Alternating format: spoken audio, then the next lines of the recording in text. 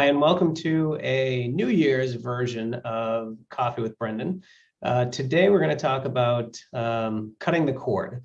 That's a term that a lot of people are using nowadays for those who are trying to get away from the big cable companies, the Xfinities, the Charter, the Comcast, the Verizons of the world, and go with an internet version of TV, internet, and in some cases a landline. So hopefully this analysis will show you how you can do it. Some people, like my mom, would just simply be happy with the traditional way of just flicking channels on the cable box. But I'll show you that more often than not, it's probably cheaper to cut the cord and go in that direction. But not all is roses. So there are some sacrifices that you have to make by doing that. But I just recently, probably about 6 months ago, cut the cord. I'm never going back to traditional cable companies. So I'm very happy with it, but I'm kind of a gadget guy. I like new technology. So for people who are not as technologically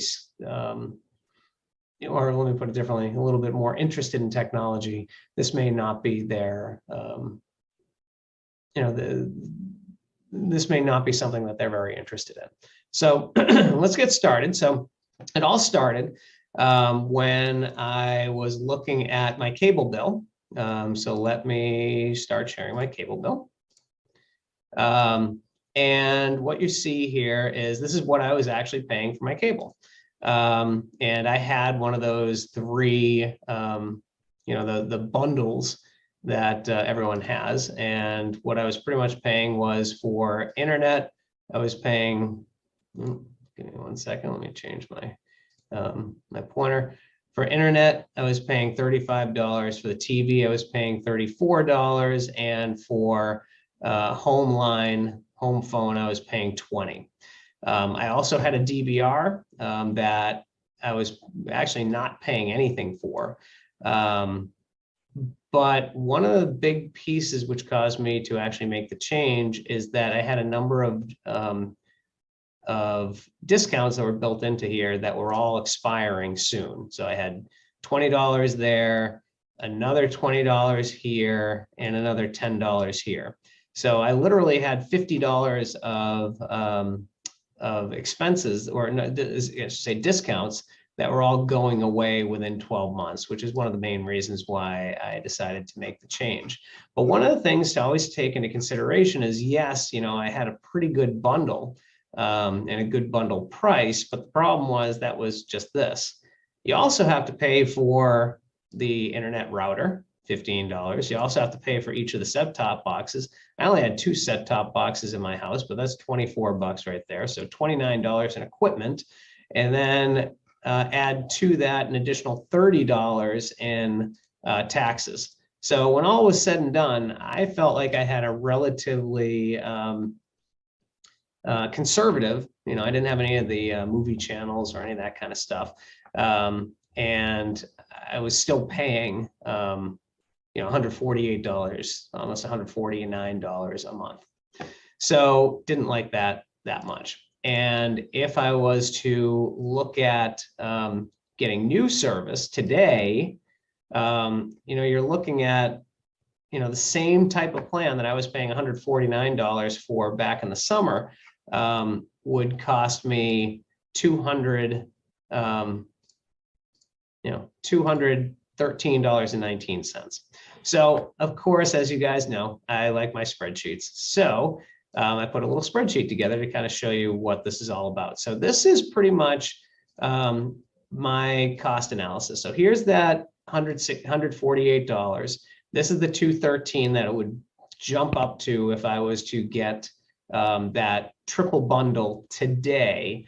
I think most people have Netflix, which is costing you another $14. So you're looking at somewhere between $162 and $227 for the three, the triple bundle or whatever you want to call it from there. So what I did is I went with this middle cutting the cord. Now, in order to do that, you actually do still have to pay the insurance, or the internet service provider. And in my case, I pay about $80 for that. I do pay a company called UMA to create a home landline, but that goes down to only $6, so almost $7. And then in order to get your actual channels, I use YouTube TV. There are a lot of different places where you can get your regular TV. There's Sling TV, which I'll talk about in a moment. There's Hulu Live, I think it's called, TV, which is right around that same cost. So all in all, I'm currently right now paying about $151 for pretty much what I was getting with the cable company, which, yes, is a little bit more expensive than what I was paying before at the discounted price, but significantly less than what I would be paying right today if I was to take out, do a full cable bill. But the big thing, and I think this is one of the most understated benefits of cutting the cord, is that just about every TV is a smart TV right now. In fact, some of the little Alexas or the Google Homes that you have sitting around the house that have a screen also can display YouTube TV. So like in the kitchen, we have this little, Google Home display, which is about this big, not too big. And I can watch anything that's on YouTube TV. So any TV that's got a smart technology, you can actually watch TV on it. Whereas before, I could only watch it on two TVs in the house because those were the two that I had the set-top boxes. That's a huge benefit. The other big benefit is if you do have a second home, for instance, let's say you had a vacation home, you can pretty much port all of that to the new place. And then, of course, you also have the ability to watch TV on your phone. So, long story short, again, for someone that's technologically technophilic, I guess it's called, and likes technology, cutting the cord really is the way to go. So next step is, let's take a look at some of the budget ways of doing this. So you could, my internet connection that I get through Verizon is their gigabit connection. It's 5 times the speed of what you really need. You only need about 200 megabaud per second. I think that's what it's called. So through Verizon, you can actually get that for about $40, but you do have to pay $20 for the router. Whereas with the gigabit connection, the cost of the router is built into the $79. So you're spending about $60 for the technology to get you the internet. And you can actually get Sling TV, which is only $35, and it has about 32 to 43 channels. But it does not have local channels. So you'd have to actually get an antenna or something like that to actually give you the local channels. Most people want the local channels, so you're looking at more of a YouTube TV or even that Hulu Live. If you didn't get any of the Netflix, the Amazon Prime, the Disney Plus, the Hulu, the HBO, the Paramount, or any of that stuff, you could pretty much have TV in your house, just about every TV that you have in your house, and get it for less than $100 if you cut the cord and go budget.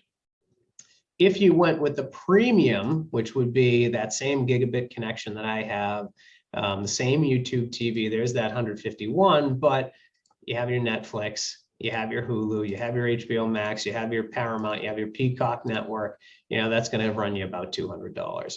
So this is how I was able to save a little bit of money. This is pretty much my total cost is the $165 right now versus what I would have been paying had I started cable or kept the cable that I had, and all those discounts went away and I had to pay an additional $50. So I was able to save $50 a month. That's $600 a year. Not too shabby. So hopefully this was helpful. Again, I'm kind of passionate about this. I've done a lot of research on this because I'm a pretty frugal guy and I like to try to save myself some money. But hopefully this was helpful to you. And if you do have any questions, feel free to reach out. Hope you have a great start to the year, and we'll see you next time.